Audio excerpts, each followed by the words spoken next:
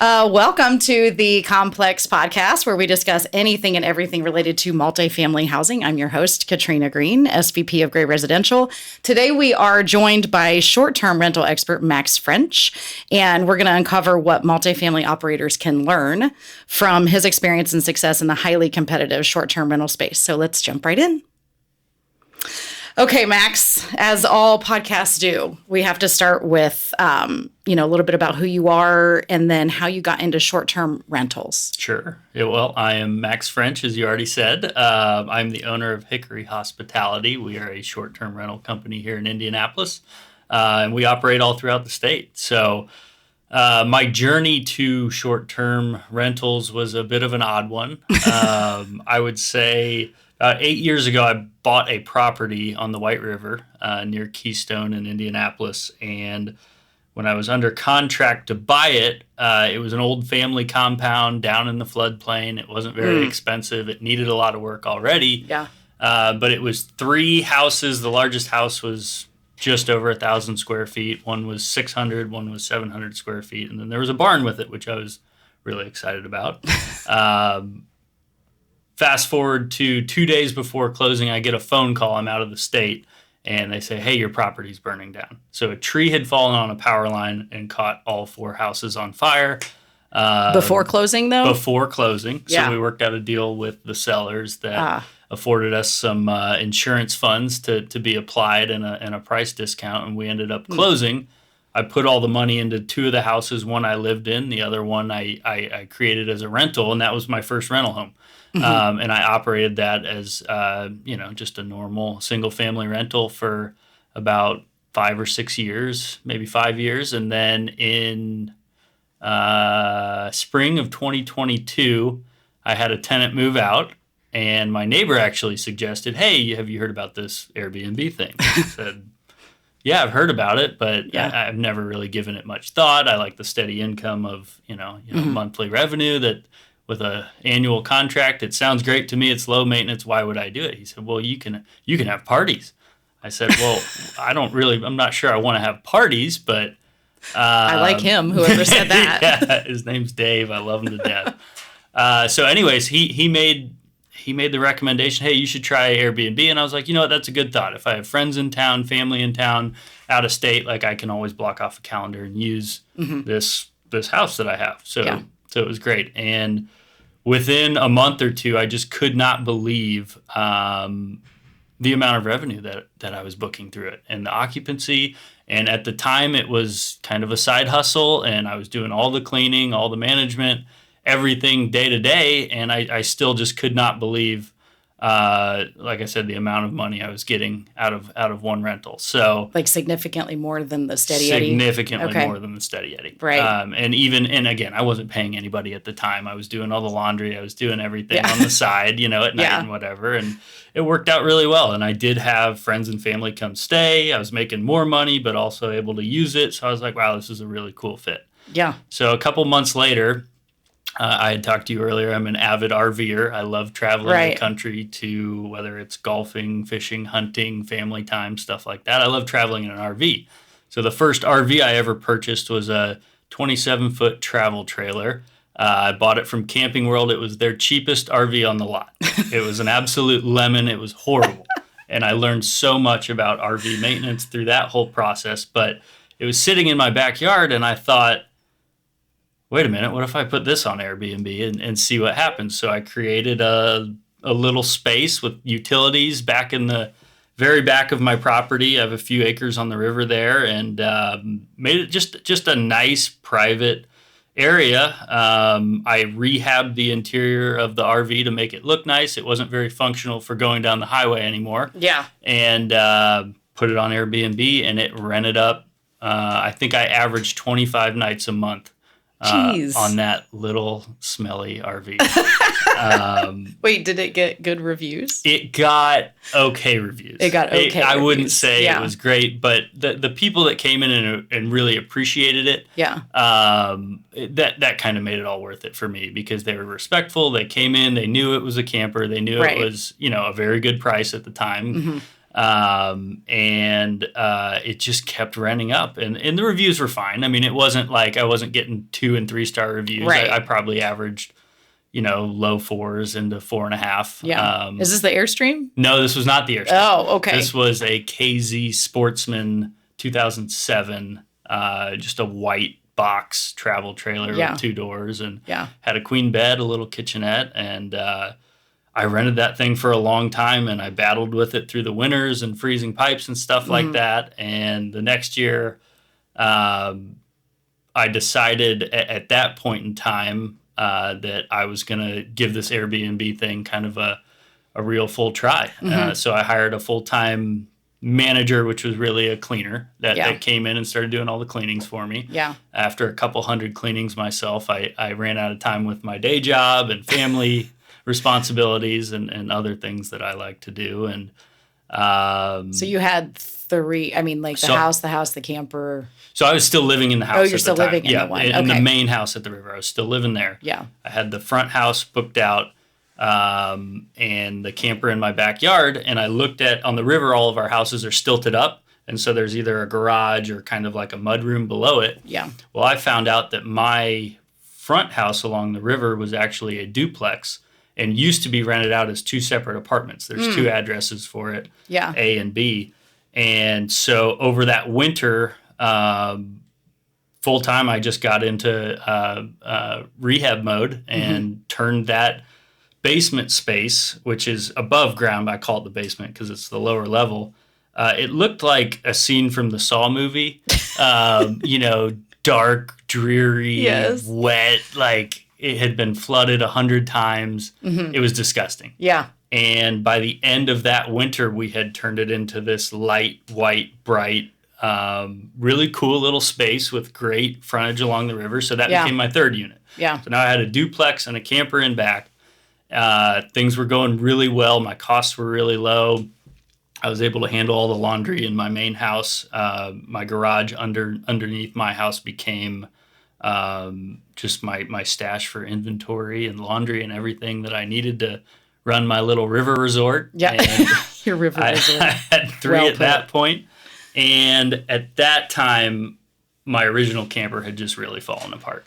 And it was time to get it a little more serious, look for something with better reviews. And so that's when I bought the Airstream. Right. So I went from the absolute worst to what I kind of see as the pinnacle of quality in the RV world. Yeah, very trendy. Very trendy. Very trendy. Very trendy. Yeah. It photographs well. It lives well. Yeah. No maintenance almost. And created a really nice actual riverfront spot for that one and started renting it. And that took off for me, did really well. And then fast forward a couple years, got pregnant, had a kid, needed to move to raise him in a little bit of a nicer neighborhood. So I moved out, turned the house that I was living in into another Airbnb unit, which was, almost overnight. I kept all the furniture in there. Yeah. It's a very unique place. It's got all vaulted ceilings, and for a 1,200 foot, 1 bedroom layout, it lives very large and has a great view of the river. So just another unique property to add to the portfolio. And after that, I got a phone call from a local friend who is in real estate in Indy. They own apartments. And they said, hey, we've got a property downtown.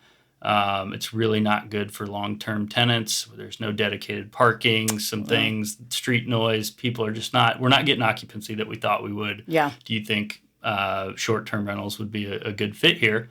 I said, absolutely. Let me underwrite some stuff for you. Let me show you what we do. Yeah. And that's really when Hickory Hospitality was born. Yeah. Over the course of a year, we went from 1 unit to 14 units downtown, doing thousands of reservations at that building, and it's gone really well. So in the course of really spring of 2022 to now, where I manage about 30 properties, it's turned into my full-time job. I quit my day job. It's a lot of fun. I love the design part of it. I love the furnishing, the manual labor. I love underwriting, reporting, and providing kind of really unique properties and experiences for guests in Indianapolis. And what I what I value so much about you too is like, your story is very just like, I did this for myself, and whatever those concepts and principles were in data that you looked at back then, you're looking at, for operators also. Like I've seen your underwriting. So it's like very concise and, just in terms of what you're predicting that success is going to look like, and the fact that you communicate. I mean, I think that's what's interesting is like short term, you do communicate using the same words that we use, and I get that most of real estate does, but even just occupancy. And I'm assuming that's just how many nights it was revenue producing over, and you communicate it monthly typically. It's like in this month we were 72% occupied or something like that. Yeah.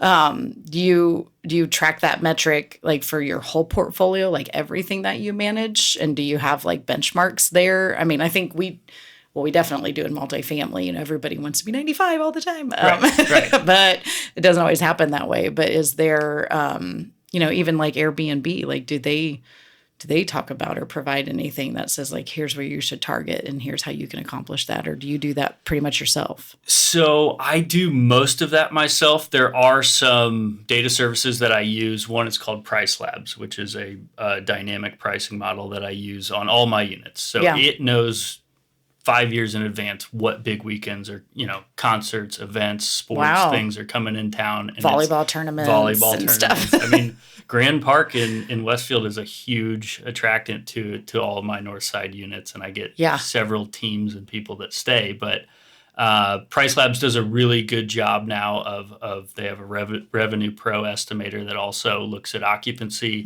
It can pull comps incredibly quickly. I used to have to go through the Airbnb and Vrbo app and manually, pull prices from each night a year in advance to see, kind of forecast what I think a certain unit type's revenue would be. But as far as occupancy, my benchmark is about 60%.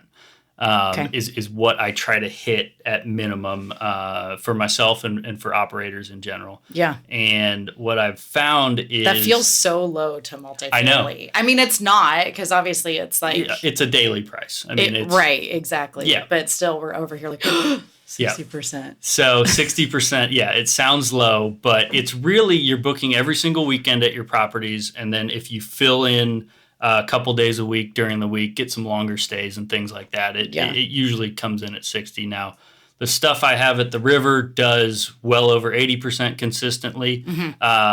Some stuff that we have with you that's nearby is performing well over 70%, kind of consistently. And downtown, we just recently are starting to get over 60-70% consistently, which is nice as well. So what do you think is like, I mean, because you obviously have your properties there, and then we have one, really close by, like you said. Like, is there, aside from the obvious, like a kitchen, what really is the driving force, in your opinion, for people to stop going to hotel environment? Because they are still booking one night or two nights, and it seems wild, when you look at like what it costs per night with cleaning, and not that it's outrageous, but, isn't always the most affordable. But what's the driver there, you think? Yeah. So, I mean, across all of my properties, the average stay is about 2.2 nights. It's very low. Okay. And I'm one of the few operators that does operate daily rentals. And kind of my secret sauce is I can turn over any unit, any size between 10 a.m. and 3 p.m. on the same day. So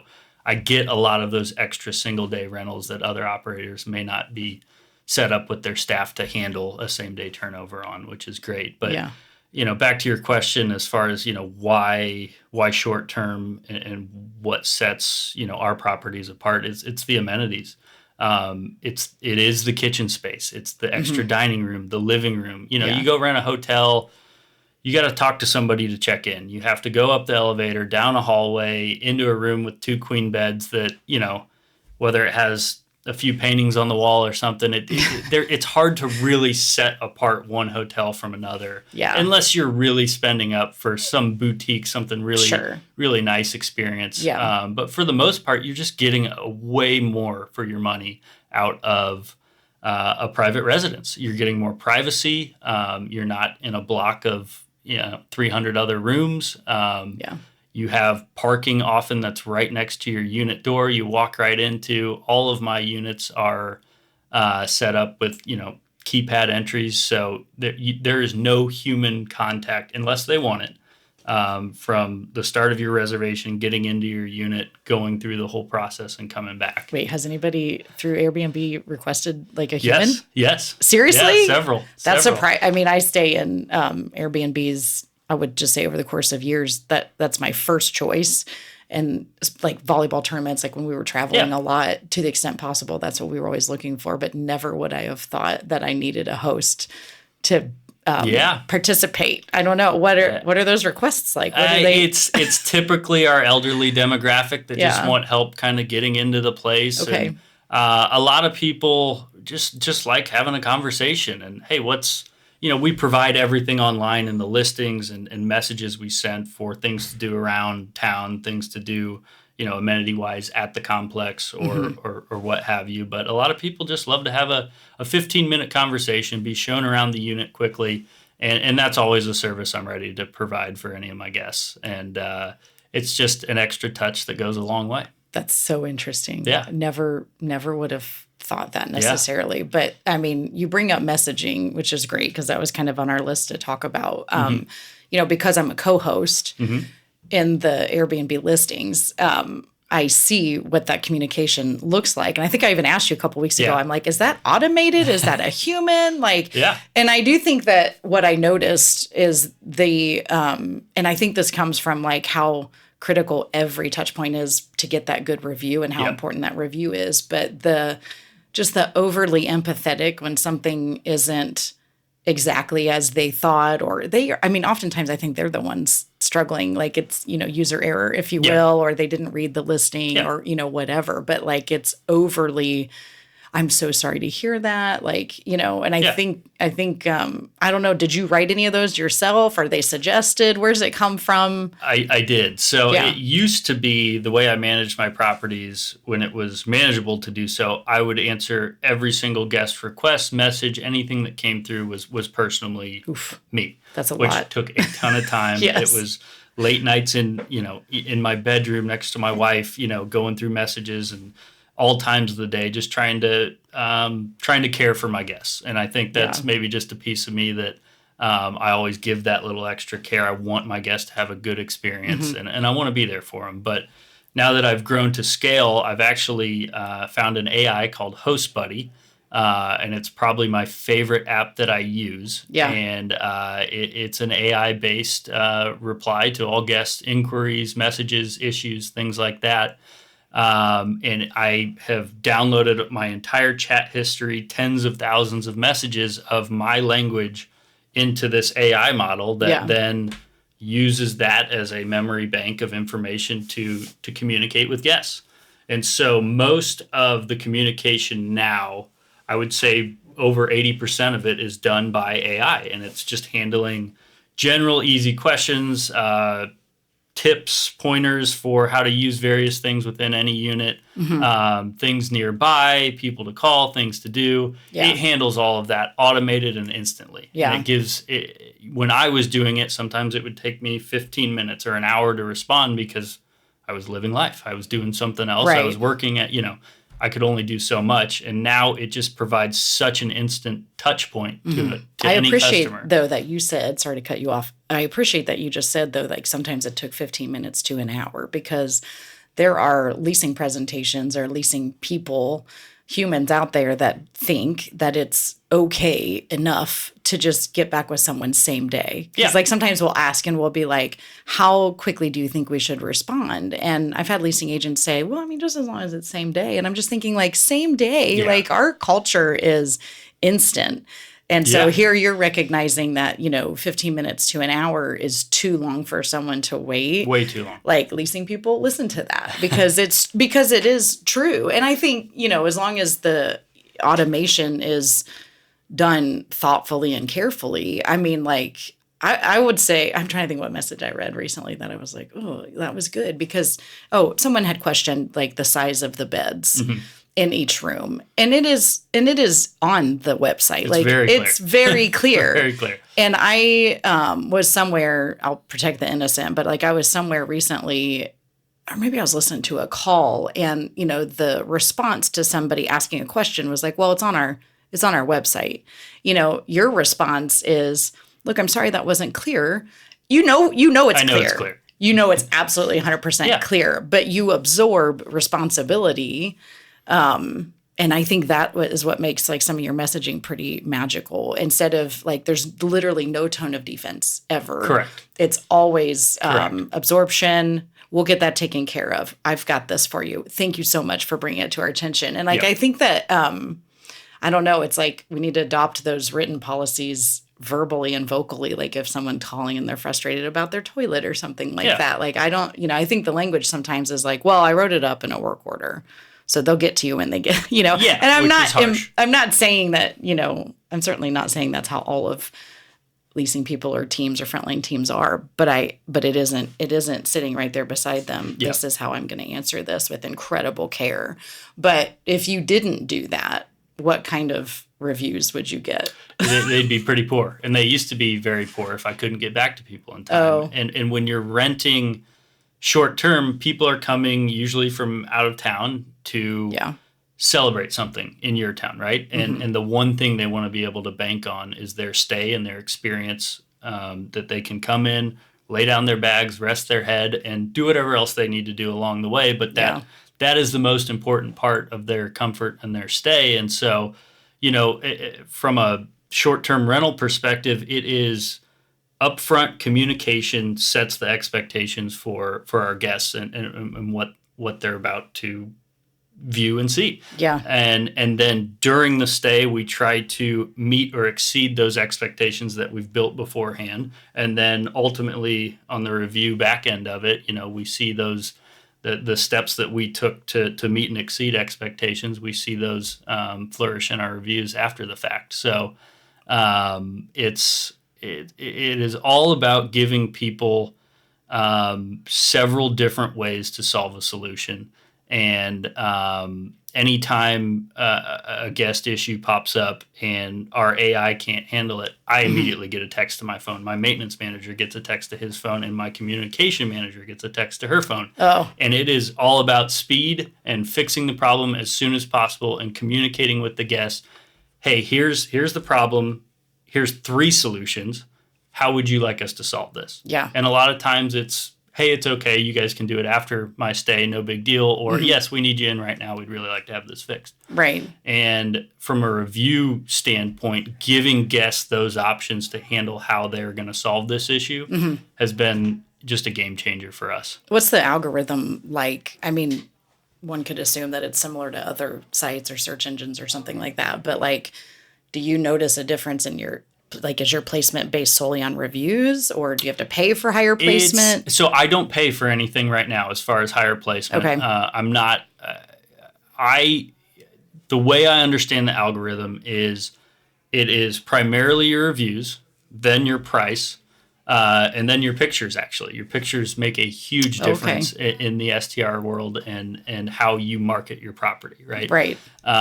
So as long as I'm churning out 5-star reviews consistently, doing well, whether my average rating is 4.5, 4.7, 4.9, whatever it is, as long as I'm getting consistent 5-star reviews in any given month, Airbnb or Vrbo will put me right to the top of their rankings, and I'll get a lot of stays through that. And your price also dictates that? Your price does, yeah. Yeah. It's particularly on Airbnb, they value a low price for their customers a bit more than a Vrbo or a Booking.com or other places. That's interesting. Yeah. So Airbnb is always a battle on, what are our units really worth? What's our minimum price going to sell for? And again, I've got the dynamic pricing through Price Labs that's constantly changing them for me. And I think it is automatically aligning my properties with,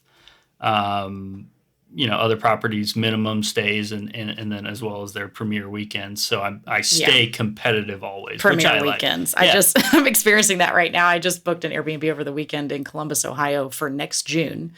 Because there's the Buckeye Bash, like at Ohio Stadium, it's country music or something. And, my daughter wants to go, so there's a group of us going. And I bought the tickets, I want to say like maybe let's call it 6 weeks ago, and I didn't book anything right then.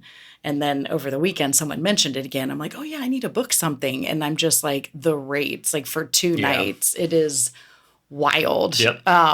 It is wild. But by the time we would get 2 hotel rooms for the group of us that's going, I mean, it's only 6 people, but like, I'm too old to shove 6 people in a single hotel room, especially with like 19 and 20-year-old girls. So, I mean, obviously Price Labs is participating in that. You don't have to know that, the Buckeye Bash is going on. Correct. You just, they're knows. well out ahead of it. Yep. Yeah. And for how far out?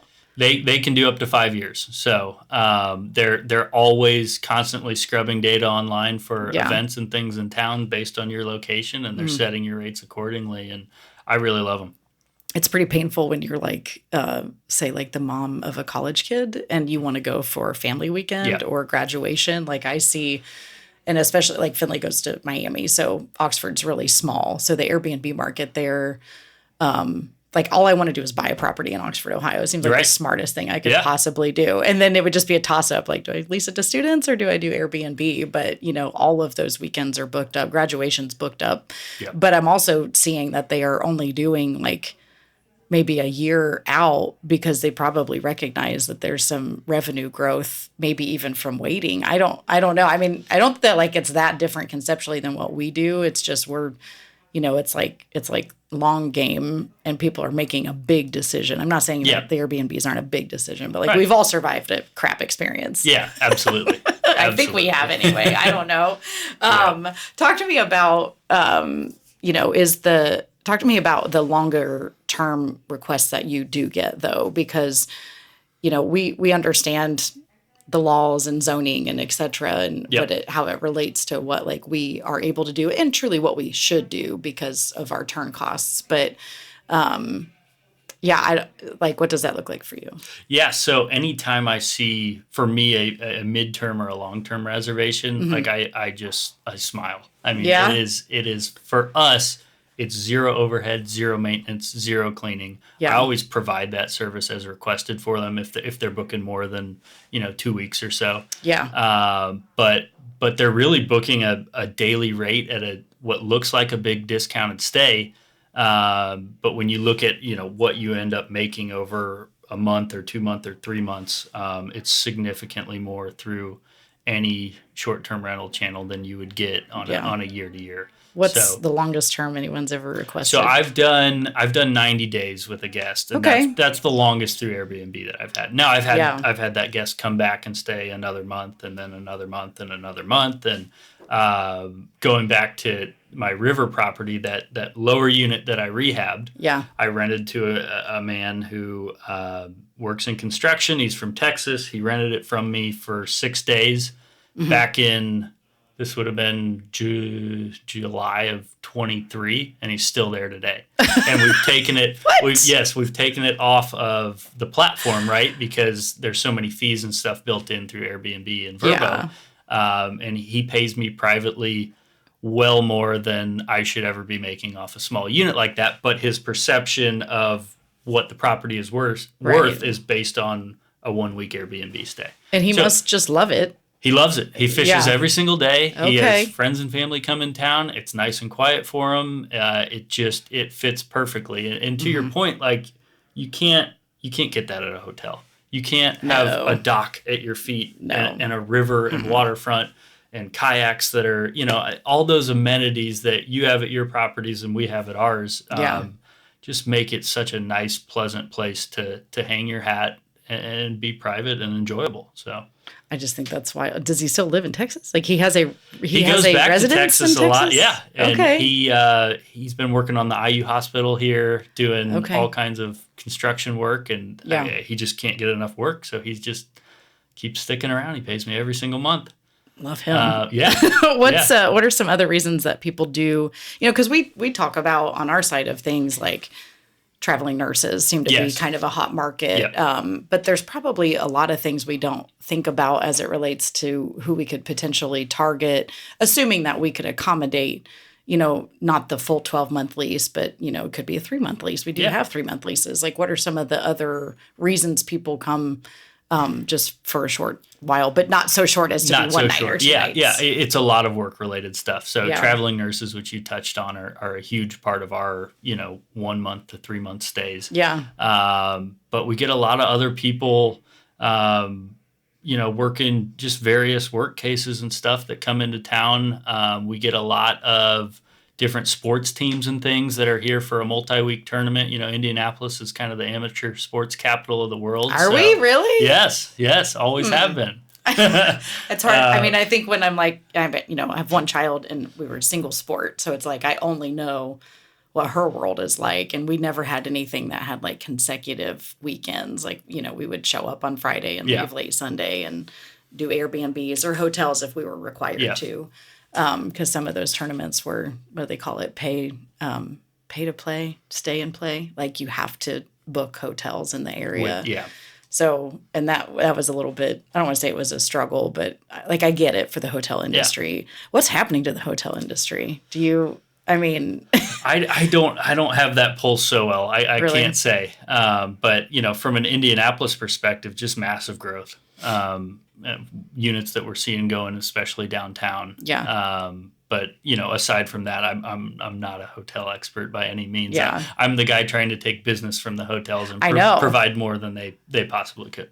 Yeah, I know. It makes me wonder, like, what's out there, even just like on the regulatory side, like how, like, I think you said some of the rules changed recently, like for campers specifically. Yes, so I was going back. So I wound up buying another camper, and I had 2 campers in beautiful spots on the river, and I got a notification this year in 2025 that Indianapolis no longer allows the rental of RVs, mobile homes, container homes, anything that can really be mobilized anymore. I think there were some bad actors that were parking campers out in front of their streets, and and with neighbors, it can be disrespectful. It can be a nuisance. True. And a lot of time that I spend just kind of on daily routes, checking on units and things like that, I stop and talk to every neighbor I can. Try to help them out. I give free nights every now and then to people that are close by for friends and family, and really, just try to keep the peace with them, because they can stir up a lot of issues for any operator in this kind of still newer era of short-term rentals. And, it's not quite the wild, wild west anymore, but it's getting more heavily regulated, and which I think is a good thing in the long run. Yeah, I think it's a good thing just to keep professional operators, professional. Also, I mean, there's probably a lot of just civilians, if you will, walking around going, I'm going to start an Airbnb, or I'm going to buy a duplex and I'm going to rent out the other half. And it's like, I mean, you are a mini landlord in a way, and not everybody's, cut out. Not everybody's cut out for that. Yeah. Like, just like you mentioned, like the phone. I mean, like I have notifications on, like silent notifications on for Airbnb, but like there is nothing I get more notifications for than Airbnb. Right, and we don't, I'm not saying we don't have a lot of, rentals with you, but like you're managing 4 right now, and then we're adding, 3 other in another city. So like that messaging is just like crazy. And I don't think a regular person that's like, I'm going to rent out, the second story of my, a carriage house or whatever. I don't think they know what they're getting into. No, I don't think so. I think the communication and people's just expectations in general, it is really, really, really hard to make everybody perfectly happy. Oh my we gosh. do the absolute best we can, but there are several customers I can think back to that I went over, above, and beyond to provide a great experience for them. And I had one lady, everything seemed to be going fine. She was a little more talkative than others, requesting certain things, and I was accommodating her absolutely as much as I could. And at the end of the stay, she pulled out the refrigerator, took a picture of dust under the refrigerator, and sent it to Airbnb and requested for a free stay for cleanliness issues. Whoa. Yeah. So there's kind of a culture in the short-term rental world of people can get a lot of free stays from hosts that are too nice by threatening various reviews, threatening, to send pictures to whoever to report what they're doing and this and that. And were you thinking like, I want to go home, I want to go to your house and pull out your fridge, exactly. ma'am? I was like, please. That's what I'd be house. thinking. Exactly. So please let me come to your house. It's a tough part of the job, and I used to be way over accommodating to those types of requests because I was so worried about my reviews as I had started this company. Yeah. And now, what you see in our messages every single time of, oh my God, I'm so sorry, I can't imagine, what this is like on your big weekend. Right. Here's 3 ways we can go about it. How would you like to solve it? And that verbiage and that train of thought that puts the guest in control of how their experience is going to go has eliminated, I would say, over 90% of requests for full refunds. I think based on your messaging, I would feel bad asking for like any kind of, refund or concession. Yeah. I mean, I don't think the general public has any issue with asking for free things. I mean, I think you either are that person or you aren't that person. Yep. And sometimes you aren't that person, but there's like a genuine, like substantial reason where you're just like, look, this meal was, or whatever. So, I mean, I think that there's like some scarce reasons sometimes, but not by and large. But we have that too. Someone will have, I don't know, a furnace that goes out for a day or two, and then they want to not pay rent for the entire month, as if they didn't have anywhere to live, and it's like, you had somewhere to live and it wasn't perfect. I mean, we do our best, but things do break, they just do. Things, and you're dealing with hundreds of units and I'm sure just a crazy laundry list every day of maintenance items. And I mean, thousands of units, but yes. Yeah, well, yeah. Sure. I mean, I'm not, but yeah, we definitely are. Yeah. And some things are out of anyone's control and some things are caused by the tenant, like, have you ever had, I don't know, what's your worst, like, would you be willing to share like your worst story, like how a guest acted or how they left a unit? One story comes to mind. I had a group in town at the river for the Indy 500, and it was a group of, I would say it was 6 probably mid-50s gentlemen who were from Arizona, served our country in various armed forces. They come to the race every year. They were super excited. Yeah. I'm like, okay, this is going to be great. They're old, responsible, not old, I'm sorry. They are mature, responsible people, good background. At face value, like a perfect customer for me that just, wanted to come enjoy the river, go see the race, love everything there is to love about Indy. It was great. Well, about 2 hours in, they had invited over another about 20 people to the reservation. Let's go. It was the same day the well to my property had decided to go out.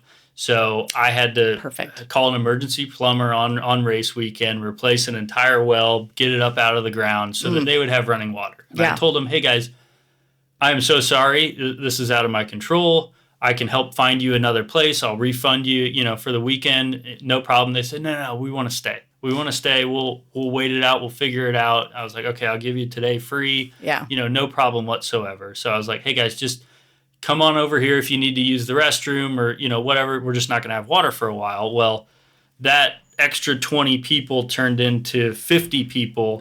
And I'm not sure by the end of it, the downstairs bathroom was used, had to be at least 20 times. Number 1 and number 2. Great. On top of each other, on top of each other, on top of each other. Oh, no. And they were the loudest and most destructive group of people I've ever seen. They broke both toilets. They broke both sinks. They broke a couch in half. What? Every screen, window, and door had been punched out. A kayak broke in half. I couldn't. How do you even do that? How do you even do it? Right. Yeah. And it happens. And it's something that now up front in all my messaging, I'm very clear. No parties. No smoking, I see it. no unapproved guests. And that's really to deter instances like that. And we've had several issues at other properties where big parties break out. And we're way more equipped to handle them now. But up front, we say, maximum of 4 guests, maximum of 5 guests. And if people reach out to me and say, hey, I've got family, they want to come over for dinner. Right. It's a small gathering. I allow it every single time. Yeah. But any way we can touch and hit customers, and now they're hit with 3 different messages before their reservation even starts that no parties are going to be tolerated or authorized, and we're going to cease and desist. We'll get the police involved. We'll do whatever we have to do to shut it down immediately. And it's, I wish people in general would take better care of properties that they're renting from other people, but story of my life, right, Max. right. It's story of my life. Some of the things like that one party weekend over the race, I just couldn't believe. How did they even know 50 people to come? Old What did they do? In town, it was just packed, and the amount of damage was just you could not believe it. Could not believe it. So, but you had the power to recover.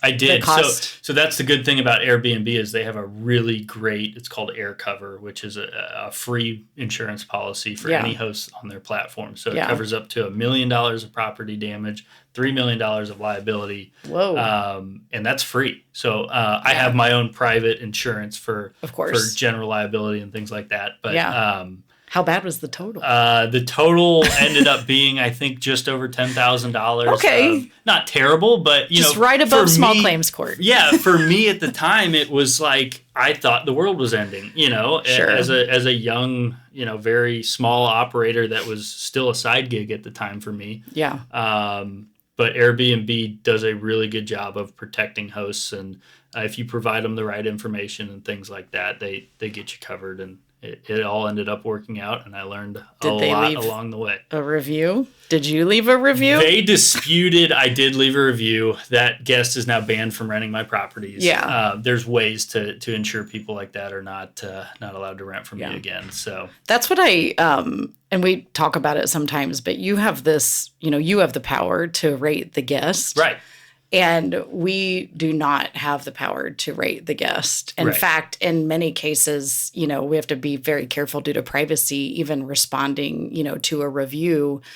It makes us sometimes unable to, I don't want to say defend ourselves, but certainly unable to put out there to the public, the other side, and then let the public decide. Like we just don't get to do that. But remind everybody how it works on Airbnb. Like the guest reviews you first and then you review the guest? So there's a 2-week review period for both the guest and the host. Okay. And so as soon as your reservation ends, I typically send a review the same day. Yeah. And then at that point, the guest is notified, hey, Max left you a review. Yeah. You have 2 weeks to write your review, but you cannot see what I've written until you have published a review yourself. So it's a blind review in an instance where we have a guest that did damage or was a very difficult guest. Yeah. I will hold my review off until the very last day. So they never get a notification that says, hey, Max wrote you a review, because that kind of makes them want to say, oh yeah, like I had a bad stay. Like he wrote me a review. He didn't like me. Well, I'm going to write and not like him. Yeah. And good strategy. So that's every time we think there's something that maybe didn't go quite right. Yeah. We wait as long as we can to publish that review. But before that, upon checkout, every single guest, we hit them with another message that just says, hey, hope you had a wonderful stay with us. Yeah. We'd really love to hear anything we could improve, add to the units, work on, fix, anything at all. Yeah. Please use this as your forum to, kind of air any grievances and let us, take responsibility for how we may have messed up in your eyes, and we'll fix it right here. And a lot of times we get guests that do just that. They say, hey, love the place, but, your oven was a little dirty, or, you only provided 4 towels, we needed 5, and I didn't like the brand of conditioner that you used. And, oh my. And so a lot of guests will send this big, long message. Yeah. And then it's say, wow, our response is, wow, thank you so much for bringing this to our attention, as you've seen many times. Like, our team is on it right now to fix these so this doesn't happen for the next guest. And once they've vented that, it usually doesn't translate to a review. Yeah. After that point, our touch point of, hey, thank you so much letting us know. Yeah. We typically leave a 5-star review for almost every guest. Mm-hmm. And so then we hit them with that, and they usually give us a better review than I think they would have had we not been proactive. Do you change your conditioner? Like we don't. Like we do not, yeah, no. I mean, like it has probably would have to be like a significant consecutive Right. reviews or, Right. whatever. Yeah. And again, it's one of those things that the Also, conditioner, people that care about their conditioner bring their own conditioner. Exactly. Come on. So we, it's back to that thing that no matter what you do, if you have the best conditioner in the world voted by every panel of conditioner experts, there's going to be a lot of people out there that despise it. And so you can't make everybody happy, but I've cycled through several different products, and I use the ones that, most people don't say anything about because I know it's working, right? Right. It's, and I'm, so I actually did decide on a hotel one time because of those products. And now that it's coming out of my mouth, I'm like, Katrina, you're that person because, and not so much like where I would not use one brand, but like Moxie, the hotel chain. Yeah. Actually does have a product that I stayed in one in Columbus, Ohio one time in like the short north area. I took my daughter and her friend. It was like a fall break somewhere post COVID where you weren't really traveling a lot, but I was like, we have to go somewhere. So we went there and used those products. And then I looked it up and you can't necessarily just buy them.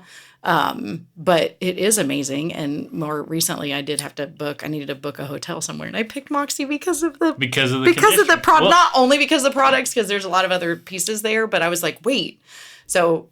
Well, you need to send me exactly I what will. that is. I'm going to send that to you. Because, anything little like that, we're already spending a ton on soap every single month. Oh, right. If we can upgrade it and make it a little better and people see that, if that moves the needle for you, then we should. It actually did. And now I feel silly about this whole conversation coming up. But it's not, it wouldn't be a deterrent from one, but it was like I was looking at a loft and then I was looking at Moxie. And between the two, they have, to me, some similarities in vibe. Sure. And I was like, wait, but Moxie's got the good products, so I'm just going to go with that. And price and other things were relatively, close or whatever. Yeah.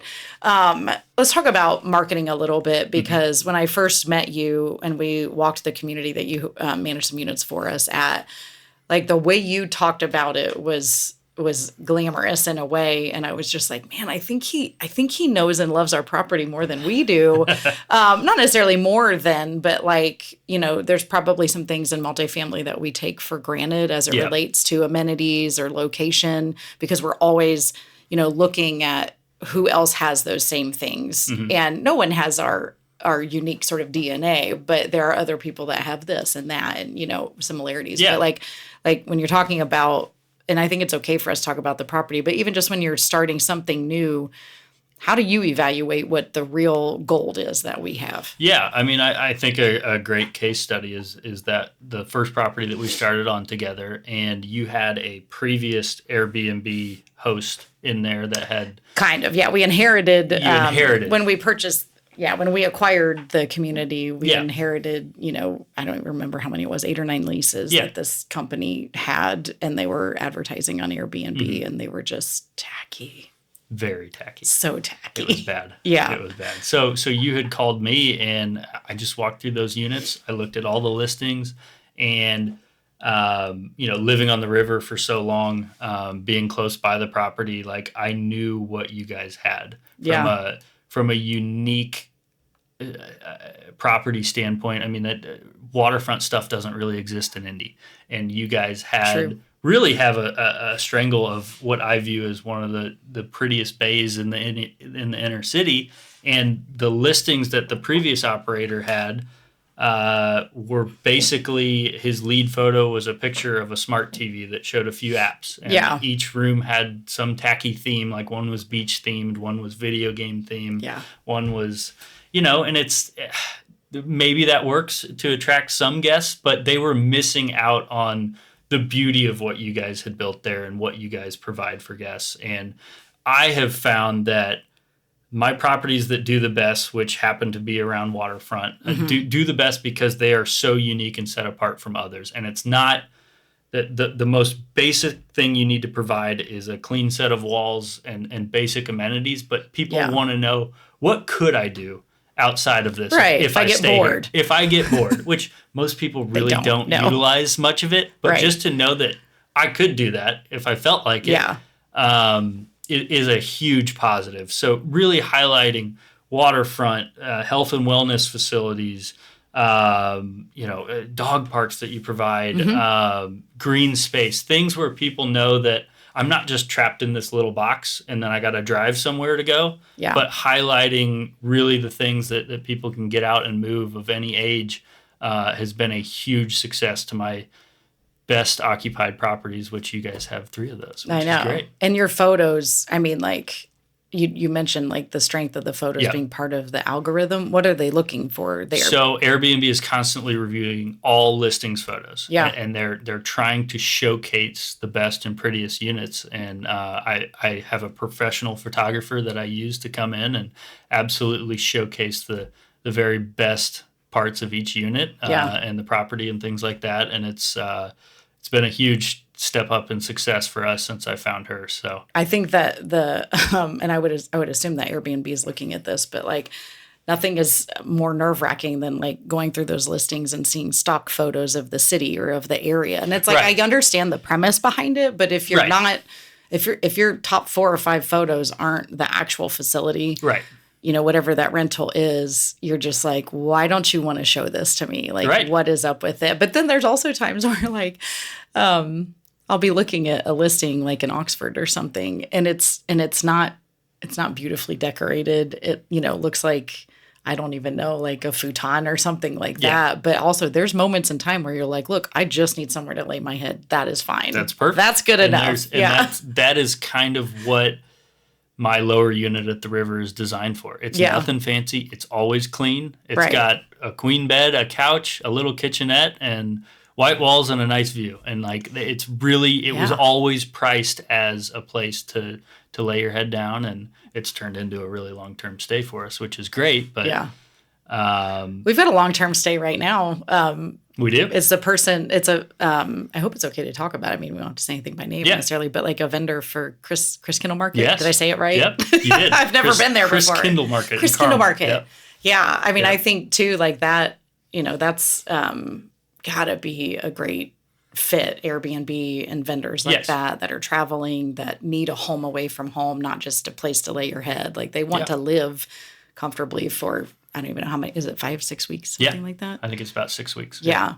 And also I love watching you. I love you or whatever you've built out either way is like watching, people make requests and talk to you about why they're coming and what they might need Yeah. and like this many weeks or that many weeks. And, I love going back and forth with that. I also just see that you're really good at other income, like the ancillary pieces. Can you talk to us about how Sure. you knew that was successful? Yeah. So it was just trial and error when I was doing it as a side hustle. But the first extra fee that I ever added was a early check-in or a late checkout, because even though I set my original check-in time was 11 a.m. or checkout was 11 a.m., check-in was 3 p.m. for all my stays, no matter what, and I would say over 75% of my guests always wanted a little extra time here, always wanted a little extra time there. And when I was the one doing the cleaning every day, it would run me into the next guest so often. So I was like, you know what? I need to charge for this. And I need to make sure that people can get what they want, but it's not, really impeding my success as turnover goes. And so up front, whenever an inquiry is sent or a first message after booking, we provide a menu of add-ons basically that we're still developing into other products. But the biggest one is, hey, thank you so much for your inquiry, or thank you so much for booking with us. We're really looking forward to communicating with you, hosting with you.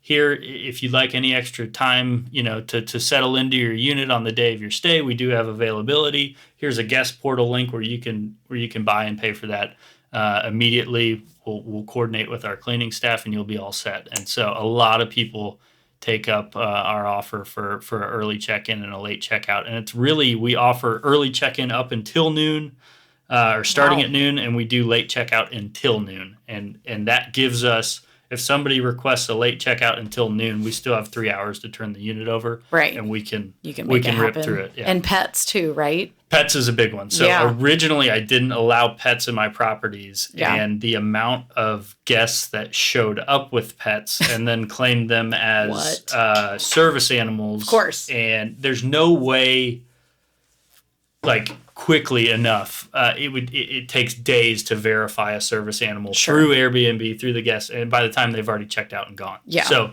I realized that, hey, a lot of people are going to take advantage of this service animal verbiage and tell me every animal they have is a service animal. Well, it takes a lot more cleanup. It's hair on the couches, hair on the floor. Right. They tear up stuff. I need to be charging a fee for this. So I have all of my properties allow pets because I can't deter them. Sure. If they actually are a service animal, I legally have to let them Right. stay with us. So there's a... Well, and you probably stand out now, right? Exactly. Like because a lot of people do not, want to be listed as a pet-friendly property for the cleanup, right? But they're hosting them anyways. So on all my properties, we check the box that we're pet-friendly and we allow those stays, and we go through a slightly different cleaning checklist to make sure that everything's done right and cleaned and ready to go for the next guest. So, but you're making other income, other fees Correct. off of that. And Correct. people don't, complain. No. And honestly, nobody ever tells me anymore, hey, I have even people with service animals, they'll just pay the pet fee. They'll just go ahead and do it. You know? So for some confidence there that there's no issues. And obviously we have a pet park that's right there. So that becomes like an even more helpful piece in a way to stand out. Yeah, and that's marketed in our listings. It's a great piece for peace of mind, especially people with those longer term stays that travel with their pets. Yeah. Is there something that you would recommend, like if you were talking to a developer and they, had a project going up and they had an specific intent to, have a wing or a building or a portion of a building or something like that set aside to, have this offering. Yeah. What would you say that they could do that would just up the ante? From a short-term perspective? From a short-term perspective. Yeah. I think from the developer's perspective, anytime you can set units aside for short-term rentals, it's become a really good fit for a lot of large apartment owners everywhere, because there's a lot of properties that do struggle, whether they have limited parking or certain lack of amenities or things that make properties tricky for a long-term tenant to stay into. We've become a really good fit for kind of guaranteed monthly income on those. Yeah. And, as far as do we need to have like built-in desks? Are people coming and working from the units? Yeah. So, or is it? Do we have Murphy beds? What? I think absolutely having a living space that has a dedicated workspace is a big plus. We do get a lot of people that are in town for work. Yeah. So somewhere somebody can put a laptop up, roll up a desk chair, and it doesn't have to be its own separate room or separate office. That's always nice, but certainly, plenty of sleeping accommodations given the size of the unit. People love to pack into these units. Yes. I don't love it as an operator, but giving them options, whether it's, if you're going to have one couch in the unit, it might as well be a pullout. Right. And you should have linens and everything available for it. And it's just maximizing the space, in general, providing as much as you can in as little of a space to attract the most customers. Yeah. And that's not to say that these units are, just full of junk and stuff, but it's functional optimization of people's hard-earned money and their stay that they want to have every amenity that possible. And we were talking, I remember, initially this was somewhat of a solution to filling some 3 bedrooms that we had. Yeah. And it was like, oh, let's give it a go. And, in talking about that size of a unit, I think early on, maybe not concerned, but just sort of like, well, I wonder how this is going to go. Right. Because in theory, like you'd need to yield a higher per night rate. Sure. Because it's the larger unit. But do you have other 3-bedroom units other than what we have? No, we're it, huh? You are it. You are my first experience with really anything larger than a 1 or 2 bedroom. Yeah. And good move, though, you think? I think a great move. Yeah. I just don't think there's enough of those properties available. There's a ton of 1 bedrooms, a ton of studios, carriage houses like you talked about. Right. There's still a lot of, I'll call them mom and pop operators that have that extra garage, extra whatever that they throw on Airbnb. It makes some money for them. Great. Yeah. But there's still not a ton of larger scale properties that are done really well and managed really well. And I think that's what you have there is you have really high security, of, gated access, keypads in your units, really spacious 3-bedroom units that are what's really great about the north side, the proximity to 465 and being able to get to 65 or 69. Like, we get a ton of road trip travelers, people that are moving across the country that need a place to stay. And our proximity to just the major highway is a huge attractant to people staying with us. Yeah. So one of our coworkers, she said that her and her girlfriends, so they live in Lafayette, West Lafayette area, and her and her girlfriends once a year get an Airbnb, and they're like right there in town for the most part. But they have this special weekend. They bring books, they bring snacks. It's like 4 or 5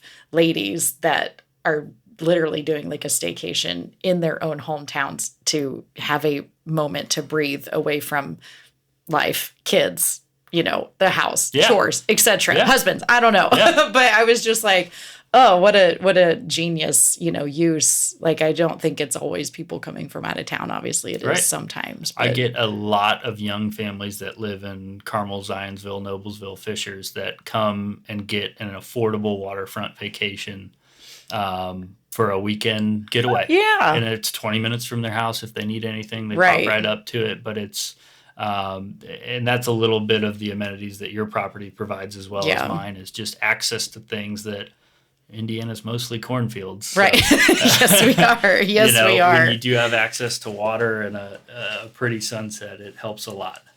I feel like I asked a couple of my rapid fire questions already. Like, favorite automation tool was one of them. Yeah, definitely AI communication for me. And what was the one that it was called? I wrote it down. Host Buddy. Host Buddy AI. That's my communication app. And it's specifically built for short term. It sounds like. I mean, the word host says so. Specifically for short term, and it's just been, at the scale, managing 30 properties every day. I have myself. I have a maintenance manager. I have a communications manager. Yeah. And she's kind of communications and cleaning, I guess. Yeah. But she's constantly checking those Host Buddy messages with me. Yeah. Most of all of our reservations now don't require any input from us. It's all run on AI, and if anything comes up, I get a text, she gets a text, my maintenance manager gets a text, and we solve it within 5 minutes. It maybe not solve it, but we're communicating with the guests, and we're on it within 5 minutes. I think that the messaging, I don't know. It's like, do you think that people don't like when they can tell it's automated? Like, or is it okay as long as it's like well done automation? I think about that a lot. Because we think about it all the time. There is a box that I could select that would say Host Buddy AI under every message, like just for your reference, this is AI. Oh, like to disclose it in theory. Yeah, disclose it. If it's ever asked, it says, yes, this is AI. I will get in touch with my team for a more human touch to you. We'll be with you in a second. And that's when I step in, or Mary Beth steps in and starts talking to the guest directly. But, again, I think as I was nervous going to AI because of how much. My biggest concern is that every guest is taken care of really well. Yeah. And when I was the guy sending thousands and thousands of messages and being that nice guy and understanding what they're going through and helping them along the way, I was concerned that an AI model wasn't going to be able to provide that type of satisfaction. Right.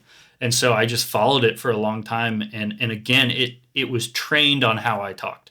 So I was very proud. I think the best part of my biggest asset is how I communicate and talk with guests. Mm-hmm. And it did such a good job capturing my tone and my language that I have not felt the need to turn it off or disclose that it's AI. I mean, people are having 20-page conversations with our AI that is just back and forth, and it will. I mean, if it says, hey, do you like a breakfast spot in town? It'll give you 3 options based on, my digital guidebooks. Lincoln and Square. Things. Yeah. We already talked about it this morning. The mini waffle. The mini waffle. That's right. So, we talk about, regularly, like just from a sociology standpoint, it's like, is it okay if it's automated? Like, it sounds like yours is rooted in true sentiment. Yes. So does that tone of true sentiment carry through even though it's, AI driven? I think it does, and it can. Yeah. It can, but I think what is appreciated by our guests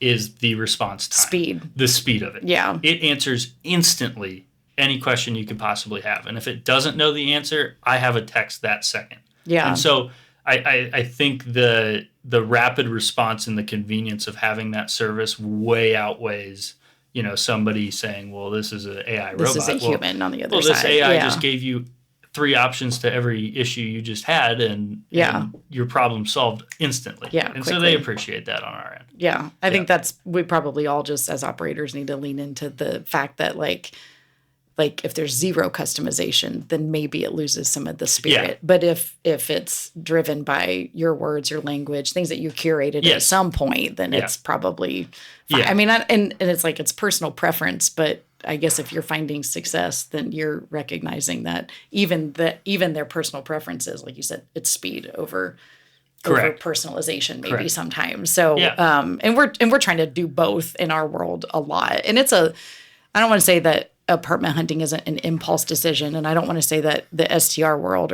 is an impulse, but I mean, when we're searching for something, again, we recognize like, well, no matter what this is like, I can survive a night. Yeah. No matter what this is like, I can survive a weekend. As long as it looks like the pictures, then I'm, going to be great. Whereas on our end, it's just obviously the application process is longer and it just feels a little bit more like this is very permanent. So I think they view it like a little bit differently, but how differently we need to figure out as operators. Yeah.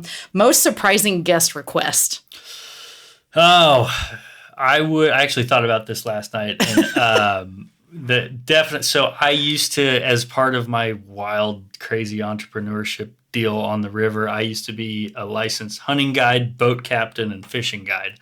Okay. And so I offered a bevy of services and amenities to all my guests that stayed at the river. I could take them duck hunting on the river. I could take them bass fishing. I had sunset boat rides. Wait, is this before Airbnb experiences? No, because now that's a thing. Now that's a thing, and I used to have those listed on there. Now I don't have time to do those things. Sure. And when I lived there, it was great. I was like, hey, pay me $500 to go fishing and do what I love doing. Yeah, like I'll go talk to you all day, and we'll have a fun day on the water. Yeah. But one guest I have had. It's amazing how many weddings and baby showers and different things that I've hosted at the river over time. It's pretty cool to see in your own backyard. People make that kind of their forever special place, which is nice. And I don't charge outrageous, event fees or anything like that. Like if people communicate with me, I have land and a beautiful setting to make some pretty cool stuff happen. Right. Yeah. So this one guest messaged me. It was just an inquiry, like, "Hey, I really want to propose to my girlfriend at your property. Is there anything anything you could do? I see you offer boat rides. Is there a place that we could go to see a sunset and do a proposal?" Aww. And so I ended up taking them upriver on my boat to this big open bay with no houses on it right at sunset. And he popped the question. That's fun. What did she think? Did she just think we were on a normal Saturday night date? Just like a fun boat ride. And hey, this is our host Max, and he's also a boat captain, and he can do all this stuff, and we're gonna have fun. And I kind of dropped him on this beach, and I kind of just backed away and. Let me nothing to see here. I'm picturing like the Homer Simpson. The Homer Simpson, that was me that day. But it was requests like that. I get a lot of people that request us to decorate for Valentine's Day or anniversaries and stuff like that. And okay. So like rose petals and stuff. Oh yeah. So which is a little personal, but I wish some of those. But sometimes people are constrained with flights and travel plans, and they really want to make this a special. They're spending money to, have a special weekend with you, and so we do everything we can to accommodate those within reason, right? Yeah, there has to be some limits, I would guess. There are several limits, but there are several limits. Okay, worst review that you've ever gotten and what you learned. I had, back to the old camper, I had a lady check in with me, and and this is when I learned not to confront guests in person, just get them out. This was fun. So early I'm ready. So she had well overstayed her welcome. She checked in at like 2 or 3 in the morning. It was a one-night stay. I was still living at the river at the time, so I kind of heard her come in, and it was loud. There were a couple cars.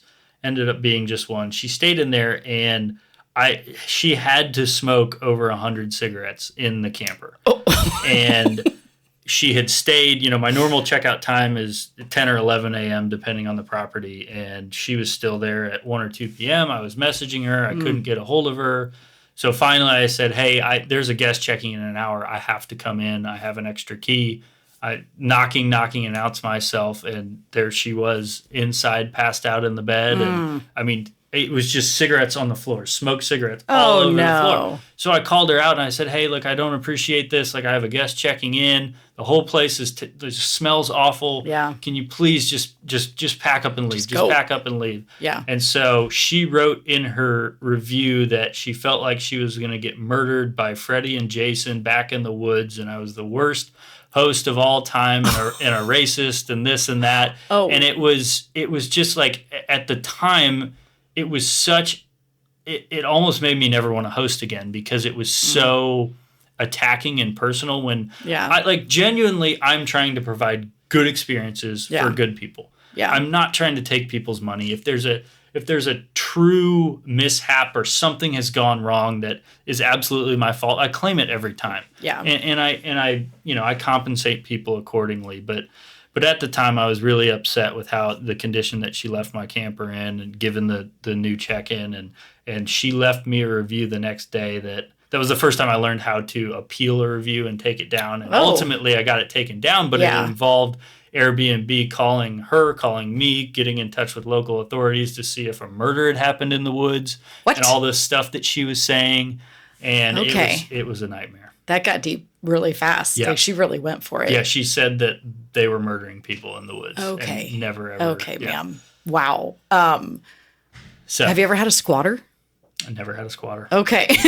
Sorry. Yeah, I hope that's real wood for your sake. I just, because we've had squatters before, and it's like, we sometimes have to go through the formal eviction process, even though that person has zero right to the property any way, shape, or form. And different municipalities have different rules on when someone becomes a resident or established it. So I didn't know if you ever had someone basically establish residency or try to. It's never been an issue for us, and that's what I like about when I'm talking about my own personal property. Yeah. The houses and the campers I used to rent, those are looked at basically every 2 days. They're cleaned every 2 days. Everything's inspected by my staff. They stay in such good working order that they wouldn't if I was renting them long term and I woke up in 2 or 3 years and, oh my God, what's wrong? Why didn't you guys let me know about this leak? Why didn't you things like that. So they're thoroughly inspected almost daily. And, if anybody stayed past their time, we know it right away. And it hasn't been an issue. Wait, how do you know right away? The locks? How do you know if somebody's still there? Oh, I guess because someone physically is going there. We're physically coming into the units to Are clean there rules about cameras? Yes. Yeah, you cannot have any cameras inside units anymore. They used to allow cameras inside residences and units, and several legal suits, came up with that. But we have cameras in all of our exteriors, so I can see so who's coming. Like a ring or something like that. Yeah, either a ring. I like cameras that show the parking areas. Just to, if I see 12 cars show up for a 2-person reservation, I know something's going on. That may or may not. Yeah. They may be violating the party rule. That just starts with a message from me to them personally, hey, just want to remind you of our policy on, unauthorized guests and parties. Can you please just educate me what's going on here tonight, so I can help you and not have to do something drastic. And they usually always, respond, oh, I'm sorry, I forgot to tell you this or that. And I remind them, okay, as long as you're aware that you're responsible for all property damage that may occur. This is on you. As long as they agree to that and respect my quiet hours and my neighbors more than anything. As long as they're not keeping my neighbors up, I'll usually let it go. Yeah. I mean, we kind of feel the same way. Also, it's sometimes I think our residents are not the issue. It is their guests, or those moments where someone who has no promise or tie to community policies just can act however they want to act, and not being respectful of no, this person is who lives here long term, and some of that. Well, I wanted you to come on today just because I so valued really your communication, your speed, just the way that you manage everything. There are things that we could do better on the multifamily side. And some of that is speed and response, and probably building out some more specific and curated language in Yeah. like whatever AI, whatever version of that we're all adopting, the genesis of it really should be who we are. Maybe some wit, maybe we've got a sense of humor. Like maybe we want to keep things light and fluffy and not, whatever that ultimately is. I think that probably would be valued. And I just also appreciated meeting you, I think last year sometime. And the way you talked about our community, because you're outside of it and because you're looking at it in a different way and because you were like lived in that area. I think that makes a difference too. Like I've never lived there. But I did say to someone recently, I'm like, what a perfect thing that we could also start potentially offering a prospect that's just not quite there, like hasn't made the decision, like is an STR environment something that we could start to say to people, well, hey, do you want to test drive? Yeah. Do you want to test drive? Because there's no test drive in apartment living. Sure.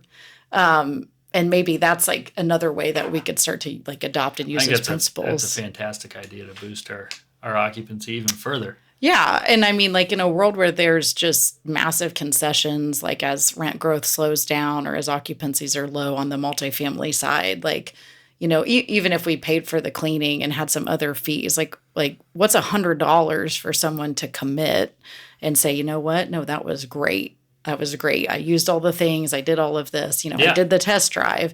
People are giving $1,000 away or a month free. And like, what if our alternative was a try before you buy? I think that's a fantastic idea. Might be a little bit revolutionary. I don't know. I because think so. People get nervous. I've never heard of something like that. But yeah. That's just what came to mind while we were talking. But I love that. Yeah. Anything you want to share about like what your vision is long term? Like, do you have like unit goals or anything like that? For me, it's manageable growth right now. I'm certainly trying to add units, and I'm building a team and a company that has grown faster than I thought it would. Yeah. I'm really thrilled with the amount of involvement I have in the units from a design standpoint. From the operations side of things, I love my team. I love my people. I pay them well. We are truly a team, and I can rely on them day in and day out to help me manage this many properties. But, long term, I really want to get into really unique short-term rental designs and ground up builds and things that are I've just got a kind of a crazy creative mind, and I think of I think of properties that set themselves apart besides just amenities. It's really what they look like and how they feel. And we're working on some units right now with some other owners that are going to be kind of revolutionary for certainly for the Indianapolis market from a size and amenity standpoint. And I can't really talk about them, but I know, cryptic. I'm very excited for those to roll out here in the next year. And it's creating things that don't exist in the space right now. And really unique properties. And down the line, I would like to obviously scale up, be Who wouldn't? Regional around the country and be able to handle that type of responsibility. But right now it's sustainable growth for me and staying on top of what I can and enjoying the ride. Yeah, fun. So we just need to pay attention to what Hickory Hospitality. What's your website? hickoryhospitality.hospitable.rentals. And I'm working on a new website that's way less wordy. That's through my property management service. It's a free website. Right. And it works for direct rentals right now. Yeah. But, so a year from now, though, we need to pay attention and see what masterful thing you have going on. I'm going to make you tell me offline. I will tell you offline. Okay, good. Yeah, just not making it public. Well, thank you so much for coming today. Thank you for having me. I've learned a lot. I've learned a lot about what we really have in terms of value at our community. And then also just, I think when I'm shopping myself for hotel or, STR or Airbnb, wherever we're at, like I'm looking at it through the lens of how I make decisions and how we choose. And I just think there's a lot that we can learn from you and did today. So thank you so much, Max. You're very welcome. Thanks for having me. And thanks everyone else. Remember to like and subscribe if you enjoyed this podcast. Thanks.